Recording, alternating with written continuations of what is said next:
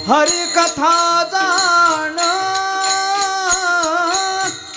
सुखाची समाधी हरी कथा जाण सुखाची समाधी हरी कथा जाण सुखाची समाधी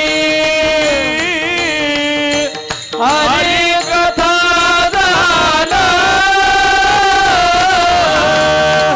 सुखाची समाधी हरी कथा जाण सुखाची समाधी हरी कथा जाण सुखाची समाधी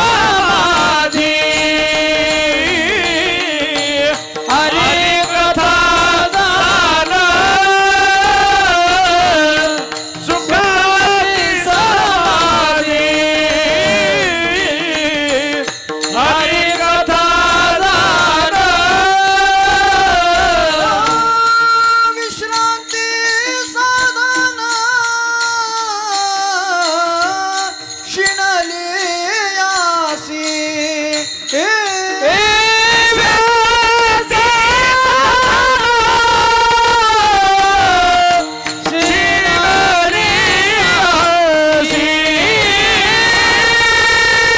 विश्रांती साधन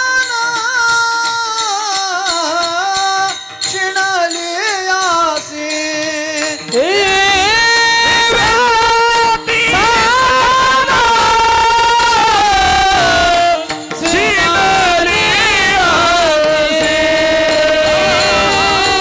सुखाची समाधी हरी कथा जाण सुखाची समाधी हरी कथा जाण सुखाची समाधी हरी कथा जाण सुखाची समाधी हरी कथा जाण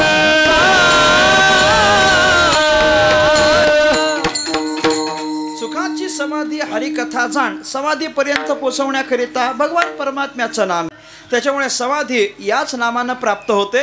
ज्ञानाकडून मिळणारं जे मोक्ष आहे ते मोक्षसुद्धा याचानंच आम्हाला प्राप्त होणार आहे. देवाची द्वारी उभा क्षणभरी तेणे मुक्तिचारी साधी येल्या म्हणजे मुक्ती कशानं प्राप्त होते परमात्म्याच्या नामानं. नारायण हरी भुक्ती मुक्ती चारी साधी येल्या हे सगळं भगवंताचं नाम देत असेल तर आपल्याला मोक्ष सुद्धा भगवंताच्या नामानंच आहे. आणि भगवंताची भेट भगवत स्वरूपाला प्राप्त होणं हे पण आपल्याला भगवान परमात्म्याचं नामच देतं. मातृ पितृ भ्राता सगोत्र अपार चतुर्भुज नर होऊन ठेले सगळ्यांना परमात्मा स्वरूपाला पोहोचवता येतं. असं जे परमात्म्याचं सुलभ आणि सोपं साधन आहे की जे सगळ्या साधनांचं फलश्रुती एकत्र देणारं एकत्र प्रदान करणारं साधन ते आमच्याकरिता आमच्या सद्गुरुरायांनी सांगितलं. हीच त्यांची आमच्यावर कृपा मानायची. आवडीचा मंत्र सांगितला सोपा. त्याच्यामुळे कुठेच कोणत्याही साधनामध्ये आत्ताच्याच नाही याच्याही व्यतिरिक्त कोणतं साधन निवडलं त्या साधनामध्ये तुम्हाला प्रतिबंध येत नाही. कारण बाकीचं साधन उच्चारताना काहीतरी विचार करावा लागतो अधिकार यावा लागतो. इथं तसं काहीच नाही. मी मगाशी म्हटलो ना मंत्र उच्चारण करत असताना त्याच्यामध्ये चूक झाली तर कर्मशास्त्र तुम्हाला स्वीकारत नाही. कर्मशास्त्र तुम्हाला त्याचं फळ देत नाही चुकीचं फळ देतं. चुकलात ना मग फळ उपभोगा असं कर्म म्हणतं. मंत्र पण त्याच्यातच येतं. पण जर तुम्ही भगवंताचं भजन करणारं मंत्र असेल चालतं तुम्हाला. रामकृष्ण हरी म्हणत असताना रामकृष्ण हरी असंच म्हटलं पाहिजे असं काहीच नाही. आळंदीमध्ये म्हणे एक साधक होते महात्मा होते. त्यांना फक्त रामकृष्ण हरीच येत होतं ते बाकी काही करत नव्हते. पण त्यांचा आवाज एवढा पहाडी होता की 1-1.5 किलोमीटरपर्यंत सहज आवाज जायचा म्हटले. मोठा आवाज होता त्यांचा मोठा आवाज. आणि मोठ्या आवाजामध्ये ते फक्त एकच म्हणायचे रामकृष्ण हरी बाकी काहीच बोलायचे नाही. एवढंच रामकृष्ण हरी. फक्त अडचण अशी होती की त्यांना कृष्ण म्हणता येत नव्हतं. आणि त्या कृष्णाच्या ऐवजी रश्न म्हणायचे म्हटले. राम रश्न हरी असं म्हणायचे. आता ते राम रश्न हरी म्हटलं काय आणि राम कृष्ण हरी म्हटलं काय, देव स्वीकारेल की स्वीकारणार नाही मला सांगावं? स्वीकारणारच आहे ना. राम रश्न हरी स्वीकारेल याच्यात काय नवल आहे? आमचं ठलवी चालतं की नाही? देव आमचं ठलवी मान्य करतो. आम्ही सुरुवातच करत असताना कशातून करतो? ठला विठ्ठल करतो की नाही? आम्ही विठ्ठल विठ्ठल म्हणतो का? नाही, आम्ही काय म्हणतो? ठलवी करतो. आम्ही ठलवी करतो, देव त्याचा विठ्ठल करून घेतो. आमच्या अंतःकरणीतला भाव भगवान परमात्मा जाणतो. वाल्या कोळ्याला तरी कुठं रामा जमलं होतं? त्याला पण मारामारात जमलं होतं ना. पण त्या मारामाराचं देव रामा करून घेत असतो. याचा अर्थ भजनाच्या संबंधाने मंत्राचे सगळे नियम इकडं लागू होत नाहीत. म्हणून या मंत्राला तुकोबाराय सोपा म्हणतात. रामकृष्ण हरी हे सोपं आहे. त्याच्यामुळे या संबंधाने तुम्ही विचार करा की आमच्या सद्गुरूंनी आम्हाला अत्यंत सोपा मंत्र दिला, त्याच्यामुळे त्याचं उच्चारण करायला काही हरकत नाही. रामकृष्ण हरी जय जय रामकृष्ण हरी. रामकृष्ण हरी जय जय रामकृष्ण हरी. रामकृष्ण हरी जय जय रामकृष्ण हरी. जय जय रामकृष्ण हरी जय जय रामकृष्ण हरी. रामकृष्ण हरी जय जय रामकृष्ण हरी. जय जय रामकृष्ण हरी जय जय रामकृष्ण हरी. रामकृष्ण हरी जय जय रामकृष्ण हरी. जय जय रामकृष्ण हरी जय जय रामकृष्ण हरी. रामकृष्ण हरी जय जय रामकृष्ण हरी. रामकृष्ण हरी जय जय रामकृष्ण हरी. रामकृष्ण हरी जय जय रामकृष्ण हरि हरि रामकृष्ण हरी जय जय रामकृष्ण हरी. रामकृष्ण हरी जय जय रामकृष्ण हरि रामकृष्ण हरी जय जय रामकृष्ण हरी. रामकृष्ण हरी जय जय रामकृष्ण हरी. रामकृष्ण हरी जय जय रामकृष्ण हरी. रामकृष्ण हरी जय रामकृष्ण हरी. रामकृष्ण हरी जय जय रामकृष्ण हरी. रामकृष्ण हरी जय जय रामकृष्ण हरी. रामकृष्ण हरी जय जय रामकृष्ण हरी. जय जय रामकृष्ण हरी जय जय रामकृष्ण हरी. रामकृष्ण हरी जय जय रामकृष्ण हरी. रामकृष्ण हरी जय जय रामकृष्ण हरी. रामकृष्ण हरी जय जय रामकृष्ण हरी. हरे रामकृष्ण. बोला बोला बोला. हाँ रामकृष्ण. रामकृष्ण हरी जय जय रामकृष्ण हरी म्हणा.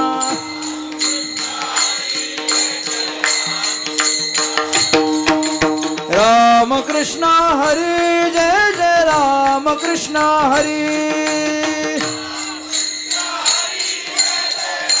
क्या बात. रामकृष्ण हरी जय जय रामकृष्ण हरी.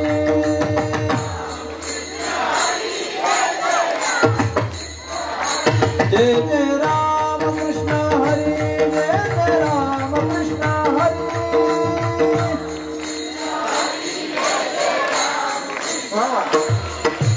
रामकृष्ण